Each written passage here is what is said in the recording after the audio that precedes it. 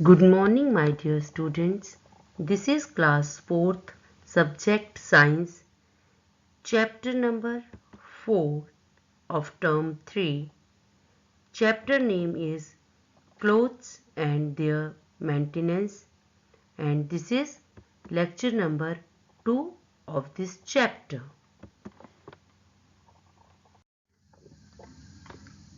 Subtopic which we cover in this lecture: cloth making process and maintenance of clothes. How we can maintain cotton clothes, silk clothes and nylon clothes. These points we will cover in this lecture.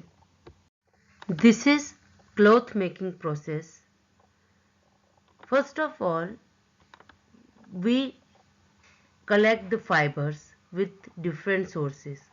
After that, spinning is done. Spinning means thread from fibers.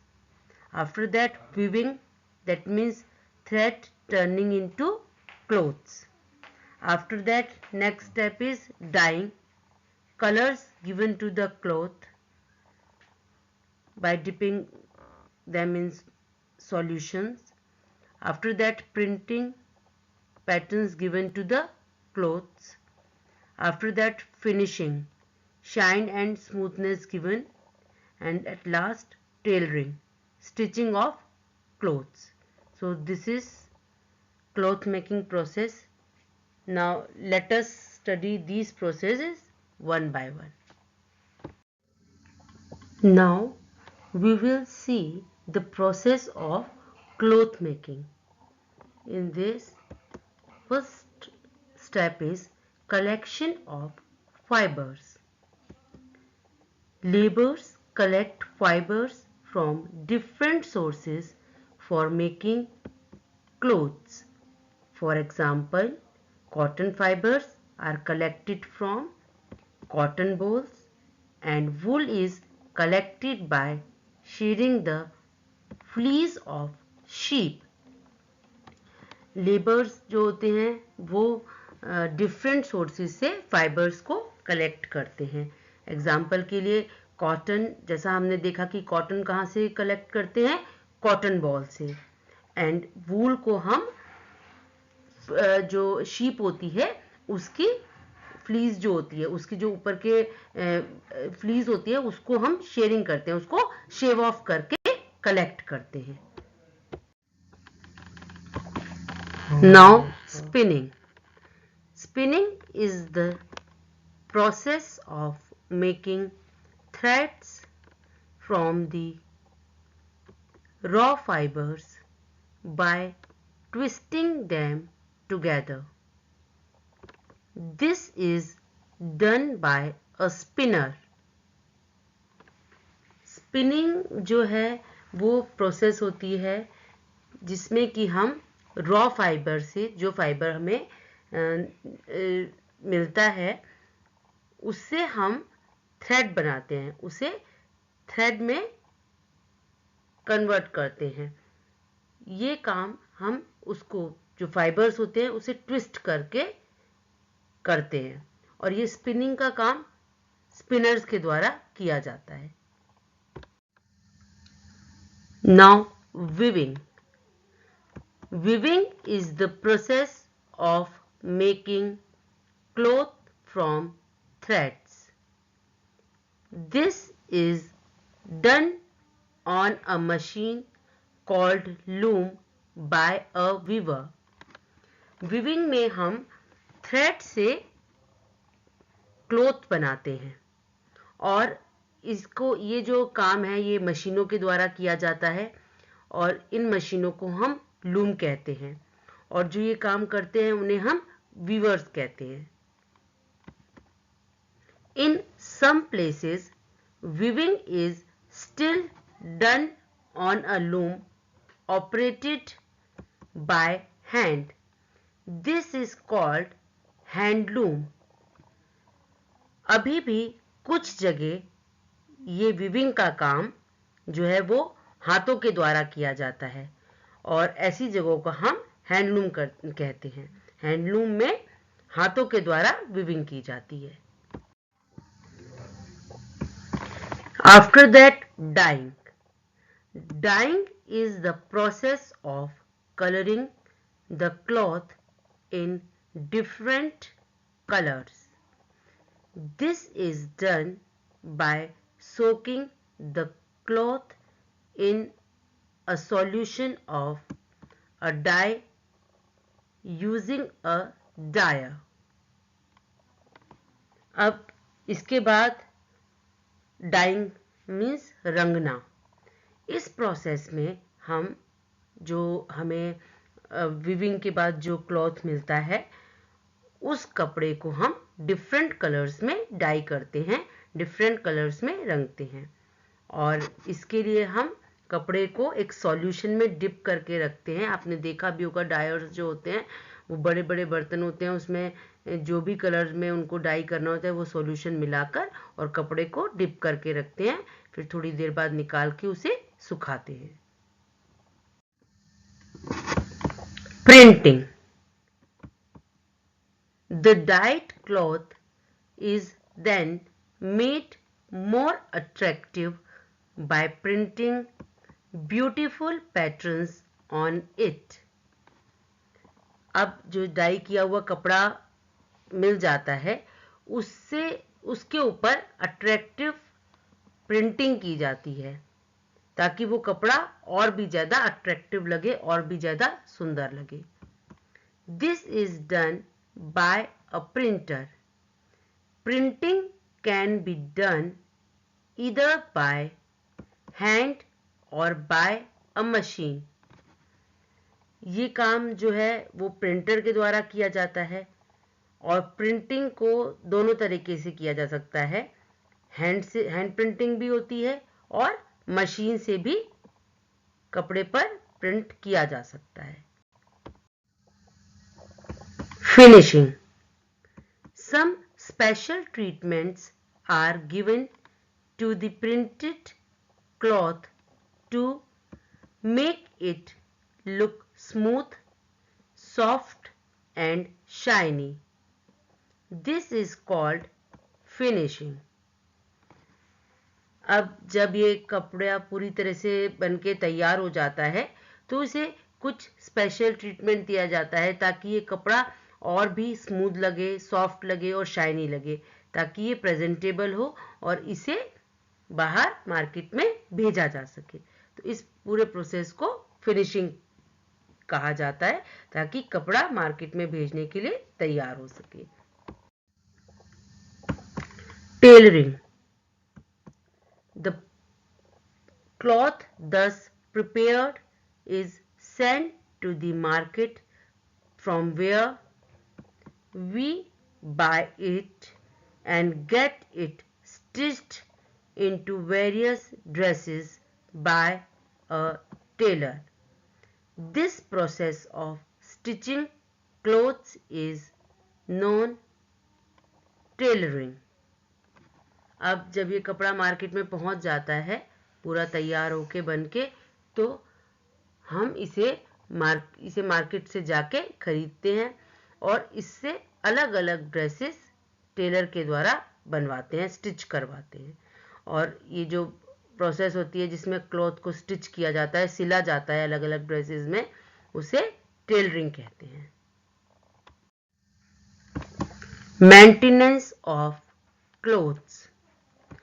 Clothes not only protect us from dust, germs, heat, cold, and rain, but also make us look attractive. We should take proper care of our clothes so that they last longer. Clothes सिर्फ हमें ना केवल dust, germs, heat, cold और rain से बचाते हैं, बल्कि इसे पहनकर हम और ज़्यादा अट्रैक्टिव लगते हैं और भी ज़्यादा स्मार्ट लगते हैं। हमें अपने क्लोथ्स की अच्छे से केयर करनी चाहिए, प्रॉपर केयर करनी चाहिए, ताकि ये ज़्यादा से ज़्यादा चल सके, हम इन्हें ज़्यादा से ज़्यादा अच्छे से पहन सके।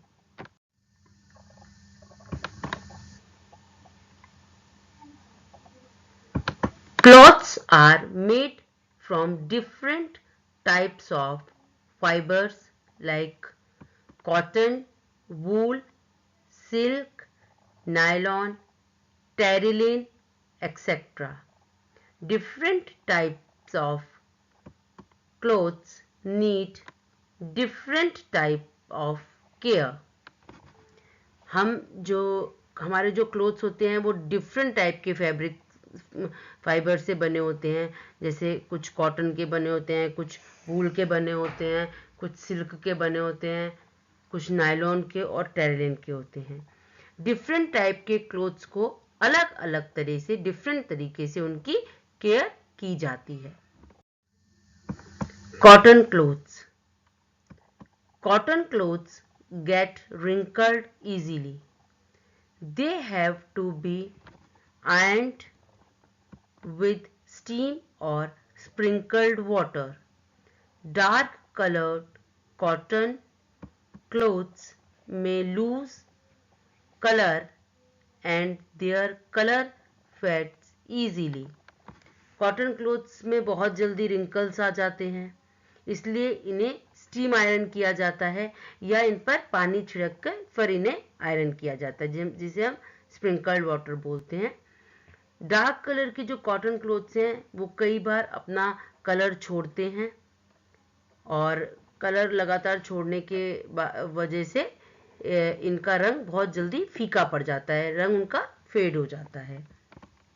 They should be washed separately and should not be dried in bright sunlight.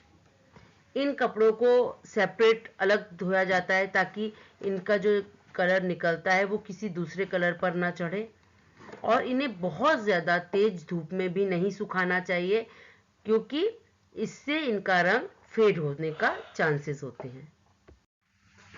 White and light colored clothes may be washed together.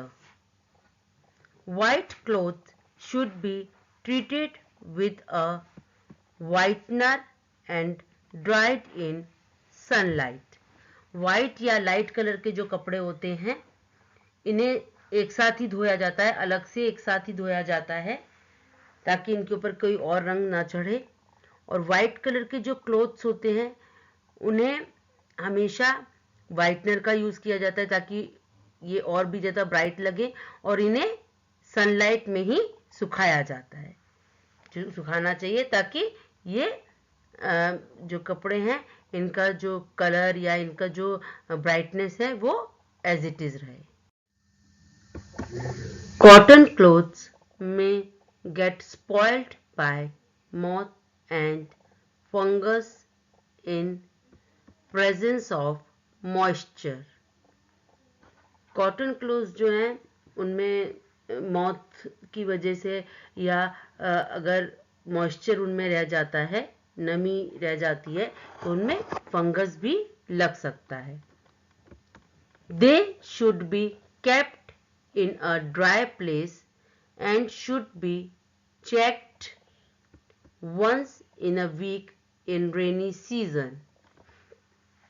इन्हें हमें हमेशा ड्राई प्लेस पे रखना चाहिए और रेनी सीजन में हमें इन्हें चेक करते रहना चाहिए वीक में एक बार कि ये ठीक है या खराब तो नहीं हो रहे। Woolen clothes. Wool is a delicate fiber and needs special care. Clothes made of wool should be preferably dry cleaned.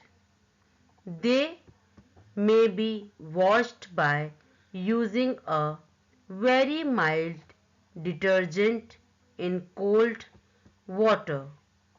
They should not be washed in a washing machine and should not be scrubbed with a brush. Woollen cloth जो होते हैं वो बहुत डेलिकेटेड होते हैं, बहुत soft होते हैं, उन्हें बहुत केयर की ज़रूरत होती है क्योंकि इनके फाइबर्स बहुत सॉफ्ट होते हैं, बहुत डेलिकेट होते हैं, तो इन्हें अच्छे से केयर के साथ रखा जाता है। इन्हें जहाँ तक हो सके ड्राई क्लीन कराना चाहिए और इन्हें हमेशा एक माइल्ड डिटर्जेंट, मतलब बहुत हल्के से डिटर्जेंट में, बहुत स्ट्रॉन्ग डिटर्जेंट में नहीं धोना चाहिए, ठंडे पानी में माइल्ड से डिटर्जेंट के साथ धोना चाहिए। और इन्हें वॉशिंग मशीन में भी नहीं धोना चाहिए, ना ही इन पे ब्रश स्क्रब करना चाहिए, ब्रश रगड़ना चाहिए, उससे इनके जो रेशे होते हैं वो खराब हो सकते हैं और वूलन क्लॉथ्स फिर यूज के लायक नहीं रहते।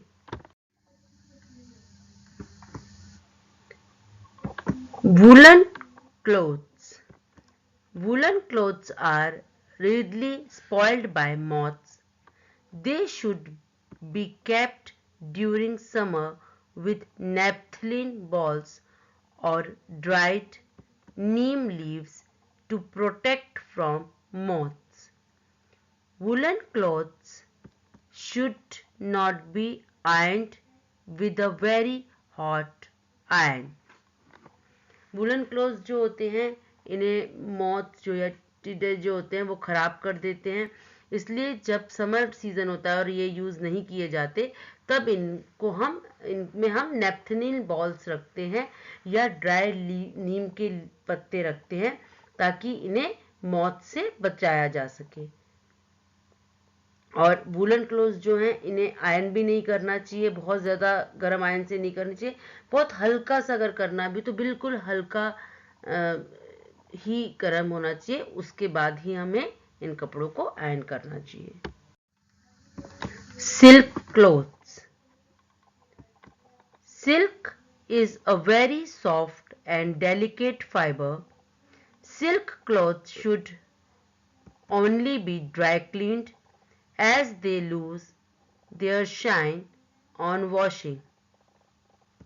They should be ironed with mildly hot iron. Silk जो है वो बहुत ही डेलिकेट क्लॉथ होता है, उसके फाइबर्स बहुत सॉफ्ट और डेलिकेट होते हैं, इन्हें हमें सिर्फ ड्राई क्लीन कराना चाहिए और क्योंकि ये अपनी शाइनिंग वॉशिंग पे, नॉर्मल वॉशिंग पे बहुत जल्दी खो देते हैं और इन्हें बहुत माइल्डली, बहुत हल्की सी हॉट आयरन से ही आयरन करना चाहिए। They should be kept in a dry place as they are easily spoiled by moisture. They should be kept with dried neem leaves as they also get eaten by moth. Silk cloth जो होते हैं ये भी बहुत जल्दी moisture की वजह से ख़राब हो सकते हैं, इसीलिए इन्हें भी ड्राई लीव के साथ रखा जाता है, अदरवाइज मॉथ इन कपड़ों को ख़राब कर देते हैं। Nylon and Terylene clothes. Nylon and terylene clothes need less care. They do not get wrinkled easily, so they do not need ironing or need a very mild iron. Nylon या Terylene clothes जो होते हैं इन्हें बहुत कम care की ज़रूरत होती है क्योंकि इनमें रिंकल बहुत जल्दी नहीं पड़ते और अगर कभी आयरन करना भी, वैसे तो इनको आयरन की भी ज़रूरत नहीं होती, पर अगर कभी आयरन करना पड़े तो बहुत माइल्ड सी, हल्की सी आयरन करके, प्रेस करके ये कपड़े अच्छे लगने लगते हैं।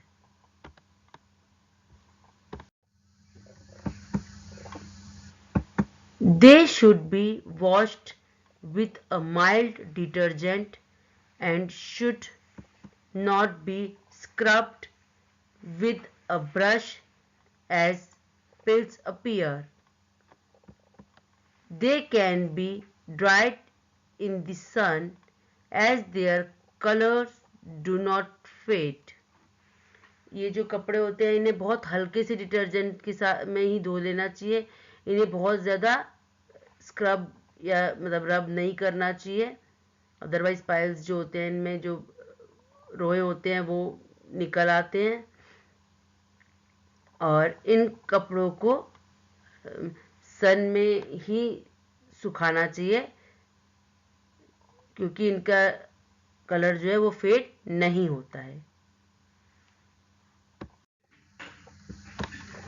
We should wash our clothes regularly.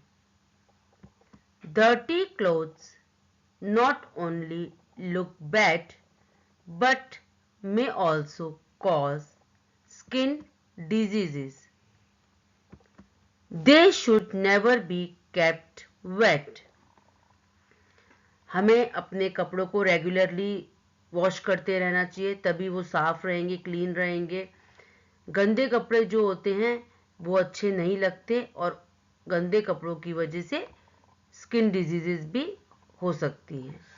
हमें कभी भी इन्हें गीला नहीं रखना चाहिए, मॉइस्चर की वजह से ये कपड़े खराब हो सकते हैं। They should be allowed to dry completely and then iron. पहले इन्हें अच्छे से सुखा लेना चाहिए, उसके बाद ही आयरन करना चाहिए।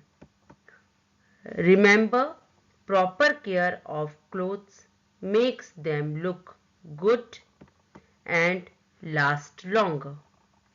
हमेशा हम अगर अपने कपड़ों की अच्छे से केयर करते हैं, उन्हें देखभाल करते हैं, तो वो हमेशा अच्छे दिखते हैं और काफ़ी दिनों तक चलते हैं। काफ़ी लास्ट लॉन्गर मतलब बहुत दिनों तक हम उन्हें पहन सकते हैं, यूज़ कर सकते हैं।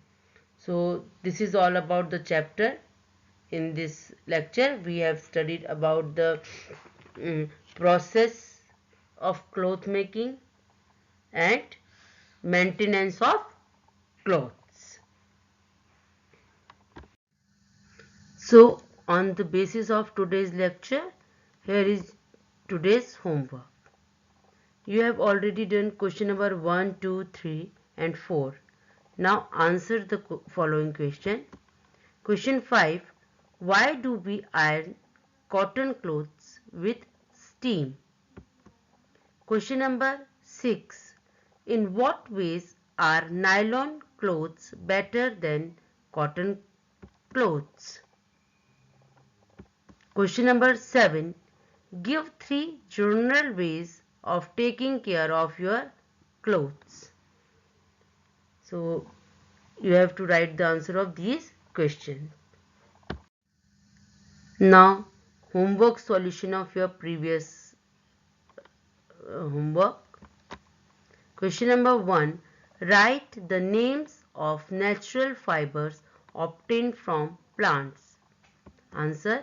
The natural fibers obtained from plants are cotton, jute, linen and coir. Question number 2. Write 2 uses each of jute and coir. Answer. Jute is used for making gunny bags and ropes, and coir is used for making foot mats and mattresses. Question number 3. Where is wool obtained from? Answer. Wool is a natural fiber obtained from animals. It is obtained from the fleece of some animals like sheep, camel, goat, etc. वूल हमें कैसे मिलती है? वूल एक natural fibre है जो हमें animal से मिलती है। ये हमें जो कुछ एनिमल जैसे शीप, कैमल या गॉट, इनके ऊपर की जो फ्लीज होती है उसको यूज करके उससे हमें ये वूल मिलती है। Question number 4. How is silk obtained from silkworm? Answer. Silk is obtained from silkworm. They secrete a liquid which turns into thin silk thread. Silkworm wind around themselves to make a home called cocoon. These cocoons are collected and silk thread is removed from them. Silkworm से हमें silk मिलता है. Silkworm जो होते हैं ये mulberry leaves पे रहते हैं. ये इनसे एक लिक्विड निकलता रहता है जिसमें कि थ्रेड होता है. सिल्कवॉर्म अपने चारों तरफ एक इसी चीज का एक जाल सा बना लेते हैं जिसे हम कोकून कहते हैं. इन कोकून को कलेक्ट करके और इनमें से थ्रेड को रिमूव किया जाता है, अलग किया जाता है. So this is all about this chapter. That's all for today. Goodbye and take care.